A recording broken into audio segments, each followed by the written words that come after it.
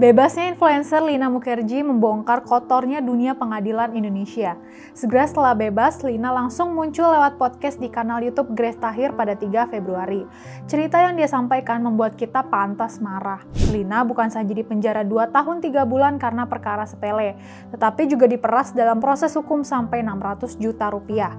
Ustadz yang mengadukannya bahkan meminta uang 2 miliar rupiah agar Lina tidak dipenjara.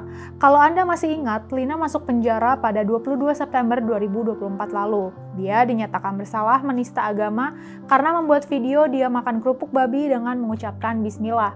Bahwa dia sampai dihukum karena makan babi dengan ngucapin bismillah aja udah kelewatan. Tapi yang lebih parah lagi, dalam proses hukum dia diperas habis-habisan. Dalam wawancara itu, Lina sebenarnya mengaku bersalah sudah makan babi sambil baca bismillah. Tapi dia bilang itu sebenarnya cuma buat lucu-lucuan aja. Dia juga ngaku bahwa dia memang bukan orang yang taat menjalankan perintah agama. Dia bilang dia minum alkohol dan pacaran. Tapi dengan sedih dia bilang, masa sih gara-gara melanggar ajaran agama, dia sampai harus masuk 2 tahun dan denda 250 juta oleh pengadilan.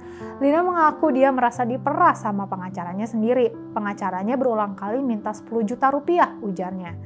Pengacaranya juga bilang kasus ini bisa berakhir damai asal Lina bayar 2 miliar rupiah ke si pelapor yang diduga seorang ustadz. Gimana bisa lah Lina bayar sebesar itu? Lagi pula, masa iya ustadz sampai minta dibayar 2 miliar rupiah? Sedihnya lagi, pas kasus ini naik ke pengadilan, pengacaranya tiba-tiba ninggalin dia. Menurut Lina, media juga sebenarnya nggak begitu menyoroti kasusnya. Padahal kan kasus ini sebenarnya bisa diselesaikan dengan permintaan maaf. Selain si Ustadz, ada juga pihak-pihak lain yang berusaha memeras Lina. Misalnya aja nih, dia harus bayar sekian puluh juta rupiah agar berkas-berkas administrasinya diberesin.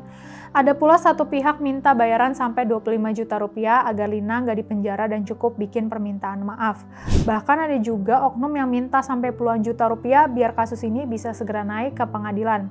Maksudnya selama ini kan sering terdengar ada terdakwa yang harus menunggu lama sekali di tahanan sebelum akhirnya kasusnya diperiksa di pengadilan. Nah, supaya bisa cepat, Lina diminta bayar sekian puluh juta rupiah. Karena buta hukum, Lina tetap mentransfer ke berbagai oknum itu, padahal tujuannya nggak jelas buat apa. Dalam keseluruhan proses hukum itu, Lina diperas sampai 600 juta rupiah. Dia sampai harus menjual semua emas yang dimilikinya. Tapi itu tidak bisa sedikit pun mengurangi beratnya hukuman yang harus ditanggungnya. Kita semua selayaknya prihatin dengan kasus Lina. Dia divonis 2 tahun penjara dan denda ratusan juta hanya karena ucapan yang dianggap menyinggung perasaan pemeluk agama. Kalau kesalahan Lina hanya sebatas ucapan bercanda tanpa niat menghina, semestinya cukup dengan teguran dan edukasi.